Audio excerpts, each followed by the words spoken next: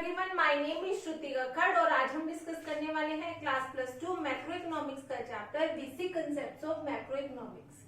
Video start करने से पहले अगर आपको मेरा आज का वीडियो पसंद आए तो प्लीज इस चैनल को लाइक, सब्सक्राइब और शेयर करना ना भूलें। तो चलो स्टार्ट करते हैं फिर आज का topic with the meaning of normal resident. आज हम क्या पढ़ने वाले हैं इस वीडियो में? आज हम इम्पोर्टेंट बेसिक कंसेप्ट्स पढ़ने वाले हैं मैक्रो इकोनॉमिक्स के। ठीक है, तो सबसे पहला कंसेप्ट जो आज हम डिस्कस करने वाले हैं वो है नॉर्मल रेजिडेंट। नॉर्मल रेजिडेंट कौन होते हैं? तो normal resident refers to an individual और an institution who ordinarily resides in a country for a period more than 1 year and whose center of interest lies in that country.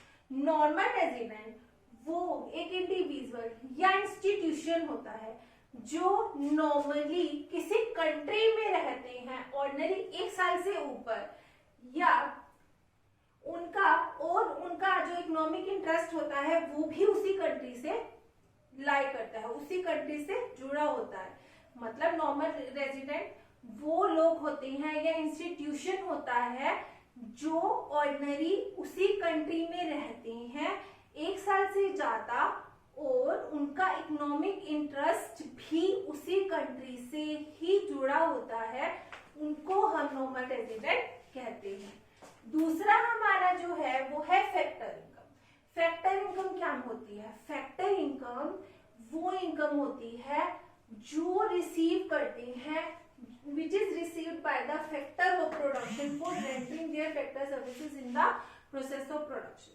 मतलब factor income वो income होती है जिसे receive करते हैं factor of production. कैसे, क्यों करते हैं? अपनी फैक्टर सर्विसेज देने के बदले में। ठीक है, उसको हम फैक्टर इनकम कहते हैं। फैक्टर इनकम मतलब वो इनकम है जो फैक्टर ऑफ प्रोडक्शन रिसीव करते हैं। क्यों करते हैं? क्योंकि उन्होंने अपनी फैक्टर सर्विसेज दी होती है, उनके बदले में जो उनको इनकम मिलती है उसे क्या कहते हैं? Factor income. अब फैक्टर इनकम के अंदर कौन कौन सी चीजें, जैसे कि लैंड, लेबर, कैपिटल, एंटरप्रेन्योरशिप, ये सब चीजें होती हैं। और इनको क्यों मिलती है? मतलब अपनी फैक्टर सर्विसेज के बदले में। अच्छा, अब ये फैक्टर अपनी सर्विसेज देंगे ये लोग, उसके बदले में जो इन्हें इनकम मिलेगी रेंट के रूप में, ठीक है, या मतलब पैसे के रूप में, ठीक है, अच्छा इंटरेस्ट के रूप में, तो इन सारी इनकम को हम फैक्टर इनकम बोलते हैं। अब ट्रांसफर इनकम क्या होती है? Transfer income refers to income received without rendering the productive services in return. Transfer income वो इनकम होती है जिसमें इनकम तो रिसीव होती है पर कोई फैक्टर सर्विसेज दिए बिना, फैक्टर सर्विसेज दिए बिना जो इनकम रिसीव होती है उसे हम फैक्टर इनकम कहते हैं। मतलब आपको इनकम तो मिल गई पर उसके बदले में आपने कोई प्रोडक्टिव काम ही नहीं किया है पर आपको इनकम मिल रही है, तो उसे हम कहते हैं ट्रांसफर इनकम। इसीलिए जब आपको पैसे तो मिल रहे हैं पर आपने टू साइडेडली उसके बदले में कोई काम नहीं किया है, या ये क्योंकि यहाँ पर हमने काम नहीं किया तो हम क्या कहते हैं? ये वन साइडेड इनकम है। दूसरा, ये हमारे नेशनल इनकम में इंक्लूड नहीं होता क्योंकि इसमें प्रोडक्टिव सर्विसेज के बदले में पैसे नहीं मिले होते। अब आप कहोगे transfer income one sided income होती है, तो ये कौन सी इनकम होती है? क्या क्या चीजें इसके अंदर इंक्लूड होती है? जैसे पेंशन हो गया, ओल्ड एज पेंशन हो गया, जो आपको मिल रही है पर आपने कोई काम नहीं किया है जिसके बदले वो मिल रही है, मतलब वो वन साइडेड इनकम है।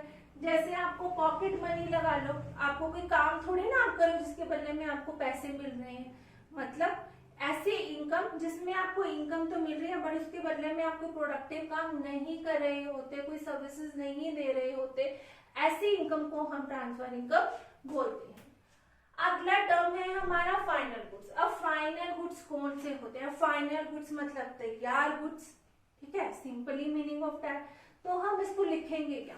फाइनल जो गुड्स होती हैं refers to those goods which have cross the boundary line of production और and ready for use by their final user. मतलब फाइनल गुड्स वो गुड्स होते हैं जो प्रोडक्शन की बाउंड्री लाइन क्रॉस कर चुके होते हैं और वो फाइनल यूजर के लिए रेडी होते हैं इस्तेमाल करने के लिए। ऐसे गुड्स को हम क्या कहते हैं?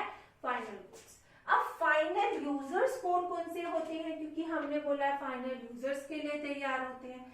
तो फाइनल यूजर्स हमारे दो तरीके के होते हैं, एक कंज्यूमर्स और एक प्रोड्यूसर्स। मतलब कंज्यूमर्स कौन है? कंज्यूमर जो दुकान पे गया और कोई प्रोडक्ट खरीदा तैयार और घर आके उसको यूज किया और अपने वांट्स को सेटिस्फाई कर लिया, जैसे ब्रेड बटर ये सब चीजें। और प्रोड्यूसर ने उसको उस प्रोडक्ट को यूज किया और आगे उसका यूज करके और चीजों के लिए उसको इस्तेमाल करना शुरू कर दिया। तो ऐसे गुड्स को हम फाइनल गुड्स बोलते हैं। अब इंटरमीडिएट गुड्स क्या होते हैं? इंटरमीडिएट गुड्स वो गुड्स होते हैं जो प्रोडक्शन की बाउंड्री लाइन को क्रॉस अभी नहीं किया। मतलब ऐसे गुड्स जो अभी पूरी तरीके से तैयार नहीं है, मतलब वो गुड्स जिसको आप एकदम से यूज नहीं कर सकते, मतलब which are not yet ready for the use of final user. ऐसे गुड्स जिसको आप फाइनल यूजर एकदम से यूज नहीं कर सकता, अभी उन्होंने प्रोडक्शन की बाउंड्री लाइन को क्रॉस नहीं किया है, ऐसे गुड्स को हम कौन क्या बोलते हैं? Intermediate goods. अब लास्ट है यहाँ पर कि consumer goods. Consumer goods are those goods which are directly used for the satisfaction of human wants। मतलब consumer goods वो goods होते हैं जो डायरेक्टली ह्यूमन वांट्स को करते हैं सेटिस्फाइड। मतलब कंजप्शन गुड्स, कंजप्शन गुड्स वो गुड्स होते हैं जो डायरेक्टली ह्यूमन वांट्स को सेटिस्फाई करते हैं, उनकी वांट्स को कंप्लीट करते हैं। अगली हमारी टर्म है कैपिटल गुड्स। कैपिटल गुड्स क्या होती हैं? Capital goods are those final goods which help in production of other goods and services. Capital goods वो फाइनल गुड्स होते हैं जो मदद करते हैं दूसरी चीजों के प्रोडक्शन में, ठीक है। तो ऐसे गुड्स को हम कहते हैं कैपिटल गुड्स। जैसे प्लांट एंड मशीनरी हो गया, इक्विपमेंट्स हो गए, ये इसके एग्जाम्पल है जिनकी हेल्प से हम और चीजों का प्रोडक्शन कर सकते हैं। अगला है हमारा डेप्रिसिएशन। डेप्रिसिएशन क्या होता है? डेप्रिसिएशन का मतलब होता है it refers to fall in the value of fix asset due to normal tear and wear. मतलब डेप्रिसिएशन वो गिरावट है फिक्स एसेट्स की वैल्यू में। वो अगर मान लो डेप्रिसिएशन का मतलब होता है कि आपकी फिक्स एसेट्स की वैल्यू में कमी आ रही है। क्यों? क्योंकि आप उसे एक तो लॉन्ग टाइम से यूज कर रहे हो, दूसरा अगर आप उसको यूज कर रहे हो तो उसमें थोड़ी थोड़ी सी चीजों का इस्तेमाल होने से वो चीज घसेगी भी, टूटेगी भी। इस हिसाब से जो करने से जो हमारी चीजों में गिरावट आती है, वैल्यू में गिरावट आती है, उसे हम डेप्रिसिएशन बोलते हैं। अब स्टॉक क्या होता है? स्टॉक वो क्वांटिटी है जिसे मेजर किया जाता है एक पॉइंट ऑफ टाइम पे। मतलब स्टॉक वो एक क्वांटिटी है, वो एक क्वांटिटी जिसको आप एक पॉइंट ऑफ टाइम में मेजर कर सकते हो। जैसे कि जैसे फॉर एग्जांपल 1 अप्रैल को मेरे बैंक अकाउंट में 20,000 रुपए है, तो इसका मतलब उस पॉइंट ऑफ टाइम पे, मतलब 1 अप्रैल को मेरे अकाउंट में 20,000 रुपए बैंक डिपॉजिट्स है, तो उसको हम बोलेंगे दैट इज द स्टॉक। ठीक है, कि जब हम किसी चीज की वैल्यू को क्वांटिटी फॉर्म में मेजर कर रहे हैं एक पॉइंट ऑफ टाइम पे, उसको हम बोलते हैं स्टॉक। जैसे इसके एग्जाम्पल मैंने बोला कि बैंक डिपॉजिट्स हो सकते हैं, कैपिटल हो सकता है, वेल्थ हो सकता है और लेबर फोर्स हो सकता है। अब हमारी लास्ट टर्म है फ्लो।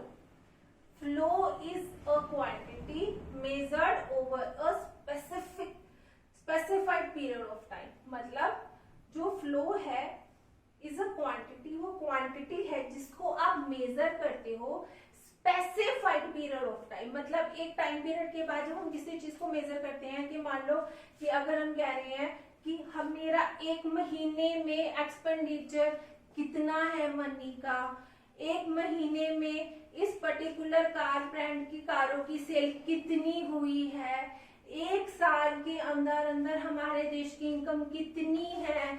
जब हम एक स्पेसिफाइड पीरियड ऑफ टाइम के अंदर किसी चीज की क्वांटिटी को मेजर करते हैं तो हम उसे कहते हैं फ्लो। आई होप आपको मेरा आज का समझाया हुआ सारा टॉपिक समझ आ गया होगा। आज मैंने आपके साथ सारी बेसिक टर्म जो है डिस्कस की है मैक्रो इकोनॉमिक्स की, कि नॉर्मल रेजिडेंट क्या होता है, स्टॉक, फ्लो और बहुत सारी और बेसिक टर्म। अगर आपको मेरा आज का वीडियो पसंद आए तो प्लीज इस चैनल को लाइक, सब्सक्राइब और शेयर करना